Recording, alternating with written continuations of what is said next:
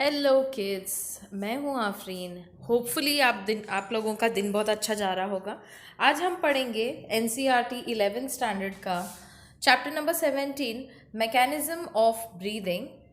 Breathing के जो है दो स्टेजेस हैं, एक है इंस्पिरेशन, एक है एक्सपायरेशन।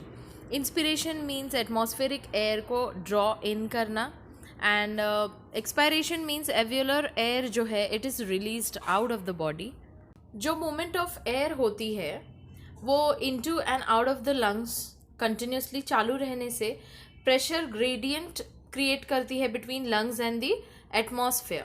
इंस्पिरेशन अकर होती है अगर बाहर का जो प्रेशर है वो अंदर के प्रेशर से ज़्यादा हो, यानी लंग्स में अंदर जो प्रेशर होता है वो एटमॉस्फेरिक प्रेशर कम हो जाता है।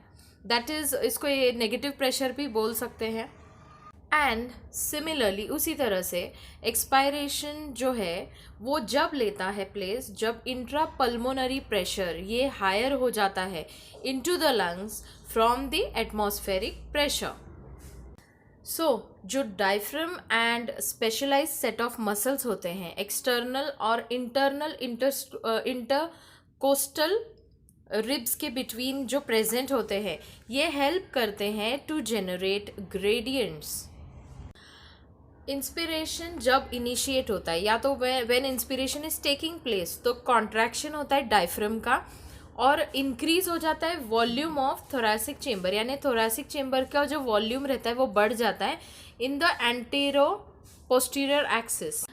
जो कॉन्ट्रैक्शन रहता है एक्सटर्नल इंटरकोस्टल मसल्स का वो लिफ्ट करता है रिब्स को sternum, causing an increase in the volume of thoracic chamber. Here we can see they are showing the increase in the thoracic chamber. यहाँ पे diaphragm contract हो रहा है, ribs and sternum has raised. This is the rib cage. जैसे thoracic volume increase होती है उसी तरह से पल्मोनरी वॉल्यूम भी इस वजह से इंक्रीज होने लगती है।